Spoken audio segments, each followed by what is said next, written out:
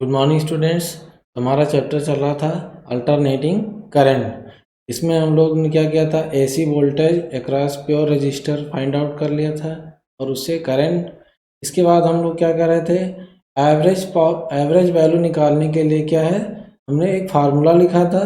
आइए अब देखते हैं कि कुछ फंक्शन जो पीरियडिक फंक्शन होते हैं उनका एवरेज वैल्यू कैसे फाउंड करेंगे फॉर वन कंप्लीट साइकिल।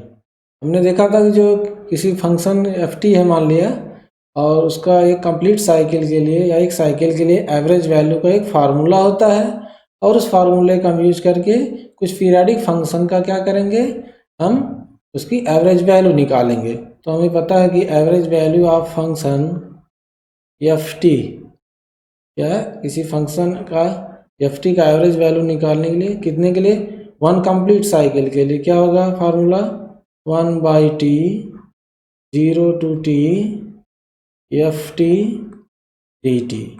ये फार्मूला हमने पढ़ा था कि अगर ये फंक्शन एफ टी है कोई पीरियडिक फंक्शन और उसका एक साइकिल के लिए हमें एवरेज वैल्यू निकालना है, तो उसके लिए हमने फार्मूला यूज किया 1/t 0 to t F T D T.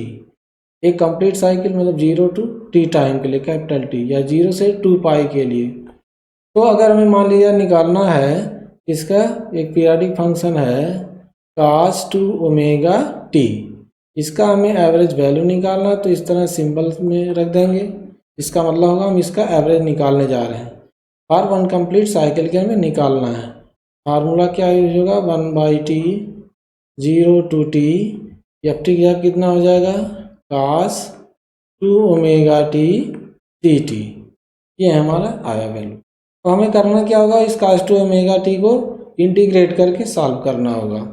तो इसके बाद हम यहाँ से लिख सकते हैं, क्या हो जाएगा 1/t cos 2 ओमेगा टी का इंटीग्रल क्या होगा, sin 2 omega T upon 2 omega. तो यहाँ से हम 2 ओमेगा को पहले रख दे रहे हैं, t इंटू 2 ओमेगा, नीचे आ गया ये। तो इसका इंटीग्रल हो गया कितना, sin 2 ओमेगा टी, और लिमिट क्या हो जाएगा 0 to t। अब इसको सॉल्व करेंगे, कितना आ जाएगा 1/, इसको हम यहाँ अरेंज करके लिख दे रहे हैं कि 2 ओमेगा टी हो गया। और अब यहाँ से हमें लिमिट रखना है, क्या होगा, स्मॉल टी की जब एक बार कैपिटल टी लिखेंगे, एक बार 0 लिख देंगे माइनस करके। यहाँ से क्या आ जाएगा हमारा sine 2 omega capital T minus sine 0। तो हमें पता है कि साइन 0 की वैल्यू क्या होती है, 0। इसके बाद हम सॉल्व करेंगे, अगर यहाँ से क्या हो जाएगा 1/2 ओमेगा टी इंटू कितना आया, साइन 2 ओमेगा कैपिटल टी। अगर हम क्या करें, ओमेगा की वैल्यू रख दें, वहाँ के कितना होता है 2π/t होता है इंटू टी। तो ये टी से टी कैंसिल हो जाएगा, यहाँ कितना आ जाएगा 1/2 ओमेगा टी इंटू साइन 4π। तो साइन 5π की वैल्यू क्या होती है, तो इसके बाद हमें मिला यहाँ से 1/2 ओमेगा टी इंटू साइन 4π।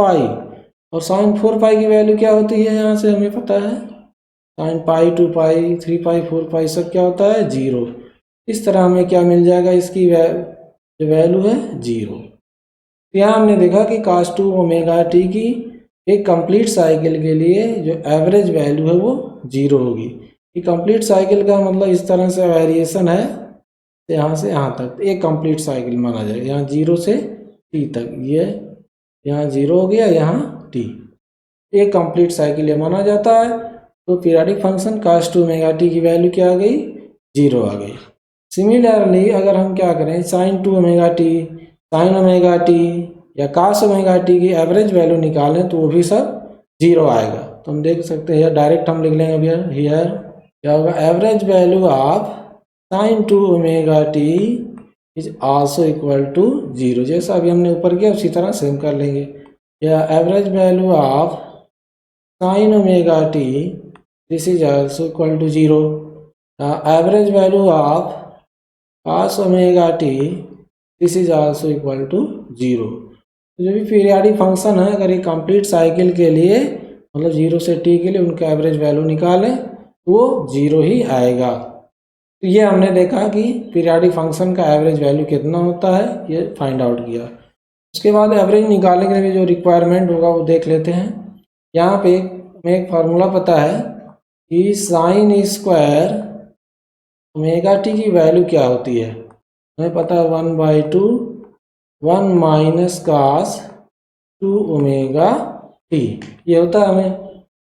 अगर मान लिया हमें साइन स्क्वायर ओमेगा टी का एवरेज वैल्यू निकालना है तो हम क्या करेंगे, सिंपली कास 2 ओमेगा टी की एवरेज वैल्यू निकाल लेंगे, तो हमें साइन स्क्वायर ओमेगा टी का एवरेज वैल्यू पता चल जाएगा। तो अगर साइन स्क्वायर ओमेगा टी की एवरेज वैल्यू निकालना में कहीं पे, तो कास 2 ओमेगा टी की एवरेज वैल्यू भी हम निकाले 0 होता है, तो साइन स्क्वायर ओमेगा टी की एवरेज वैल्यू 1/2 यूज हो आएगा, जिसका हमें डेरिवेशन यूज करेंगे। उसके बाद हम नेक्स्ट लिख दे रहे हैं यहाँ पे कि अगर हम साइन स्क्वायर ओमेगा टी की वैल्यू फाइंड करना है तो सिंप्लीफाई करके डायरेक्ट कितना लिख सकते हैं, यूज करेंगे सिंपली हम 1/2 यूज करेंगे, तो ये कास 2 ओमेगा टी 0 हो जाएगा। तो ये इसका हमें डेरिवेशन में यूज है, इसलिए हमने यहाँ पहले बता दिया कि what is the average value of function sine square omega T, this is equal to 1/2। अब नेक्स्ट आते हैं, इसके बाद हमें करना क्या, average power dissipated across register find out करना है, इसलिए एक्सप्रेशन डिराइव करना है। तो जैसा हमने पढ़ा था कि एक कंप्लीट साइकिल के लिए इंस्टेंटेनियस वैल्यू ऑफ करंट 0 होती है या एवरेज वैल्यू ऑफ करंट 0 होती है। इसका ये मतलब नहीं कि जो सर्किट में पावर लॉस वो भी 0 हो जाएगा। तो क्या होगा, भले ही एवरेज वैल्यू करंट की 0 है फिर भी एवरेज पावर की वैल्यू 0 नहीं होगी, क्योंकि जब करंट सर्किट में फ्लो होगा क्या होगा, रजिस्टर के क्रॉस एनर्जी लॉस होगी और वो एनर्जी हम यहाँ फाइंड करेंगे। तो क्या average power dissipated across register हमें फाइंड करना फॉर वन कंप्लीट साइकिल। तो सबसे पहले हम करेंगे क्या, इंस्टेंटेनियस पावर फाइंड करेंगे और फिर उसका यूज करके हम एवरेज वैल्यू फाइंड आउट कर लेंगे। इसके बाद यहाँ पे हम नोट करेंगे इस हेडिंग में द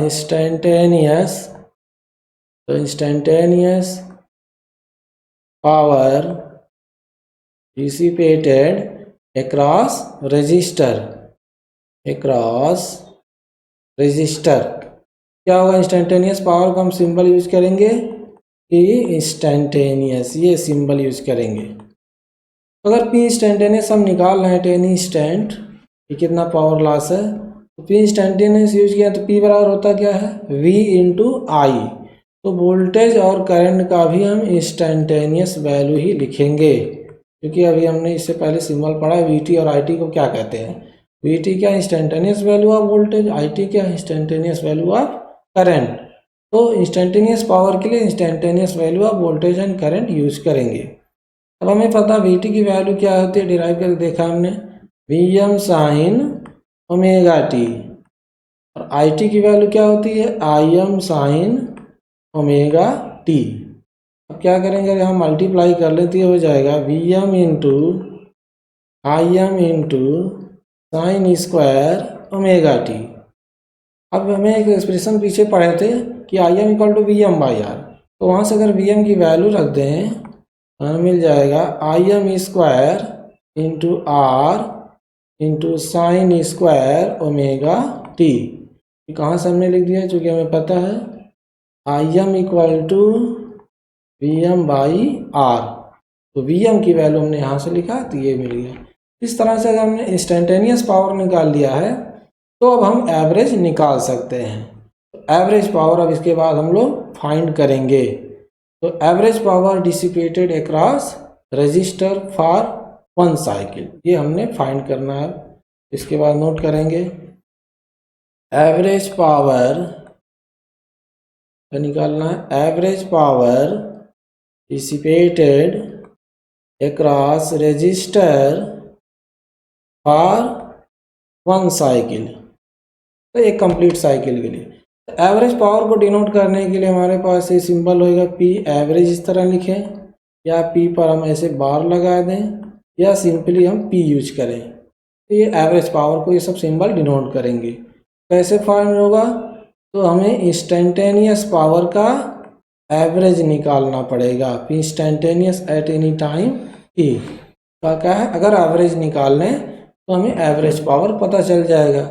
इसके बाद क्या है, इंस्टेंटेनियस की वैल्यू हमने निकाला है, इसी का हम एवरेज निकालने जा रहे हैं। क्या करेंगे, जो इंस्टेंटेनियस की वैल्यू आई थी, कितनी आई थी, Im square into R sine square omega T, क्या होगा, इसका एवरेज। तो हमें पता है कि Im स्क्वायर और ये आर कांस्टेंट है, टाइम साथ चेंज नहीं होंगे। एवरेज वैल्यू किसका आएगा, खाली साइन स्क्वायर ओमेगा टी का आएगा।